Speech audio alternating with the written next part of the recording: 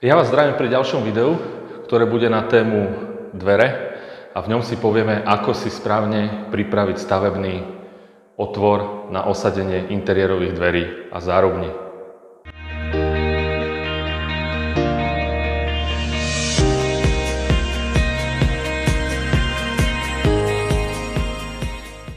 Častokrát od vás dostávam otázku, že ako má byť správne pripravený takýto stavebný otvor na osadenie dverí a zárubní, tak som sa rozhodol na túto tému natočiť video, aj keď to video súvisí s tým, ako si zameriať dvere.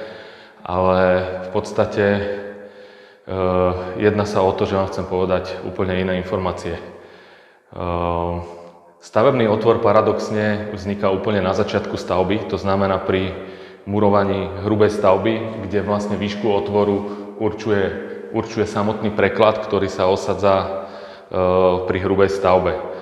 Paradox na tom je to, že tie dvere sa nahadzujú v podstate až úplne na konci, tesne pred nasťahovaním sa do interiéru, takže častokrát dochádza k tomu, že tie otvory sú v podstate aj zle spravené.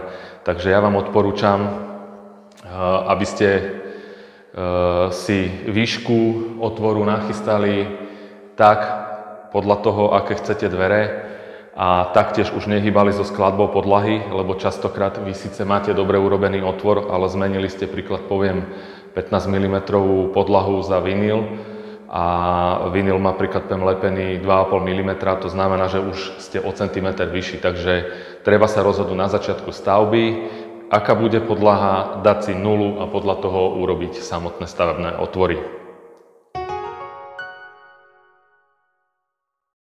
Takže poďme si povedať, ako by mal vyzerať stavebný otvor. Takže typizovaný stavebný otvor podľa STN, teda STN je vlastne nástupcom československej normy, takže česká a slovenská norma na dvere je úplne rovnaká. Takže taký priechod, aký chcete mať čistý, to znamená, keď chcete mať 80 dvere, stavebný otvor musí byť 90, to znamená o 10 viac. Pokiaľ bude väčší alebo menší, hore-dole nejaký centimetr nehrá rolu, ale viac už by som to neriskoval. Čo sa týka výšky stavebného otvoru, tak STN-ková norma hovorí o tom, že dvere sú 1970, to znamená, keď vám osadíme zárubňu, tým sa myslí to, že po osadení zárubní bude od dokončenej podlahy výška svetla 1970. Ale na to, aby ste dosiahli 1970 ten otvor, tá výška musí byť o 5 cm vyššia. Ďalej, čo sa objavuje na trhu, je poľská norma. Pozor, dávajte si na to pozor, pokiaľ by ste kupovali v Poľsku dvere, tak upozornite, alebo respektíve uistite sa, či kupujete českú alebo slovenskú normu, alebo poľskú, pretože poľská norma je o 5 cm vyššia. To znamená, že naša norma je 197 a poľská norma je 202. To znamená, po osadení zárubník budete mať svetlú výšku 202 a tam treba nachystať otvor o 5 cm vyšší, čiže 207. Taktiež sa stretávam s tým, dizajneri teraz dávajú vyššie dvere, ako je naša slovenská norma. Len tak pre informáciu, dajú sa dvere vyrobiť až do výšky 2600 mm, čiže 2,60 m a vždycky platí, také vysoké dvere, aké chcete, respektíve tú svetlú výšku toho otvoru, tak musíte pripočítať 5 cm a tak treba nachystať ten stavebný otvor. Veľmi pekne vyzerajú napríklad dvere o výške 210, tie sa už teraz pomerne dosť často predávajú.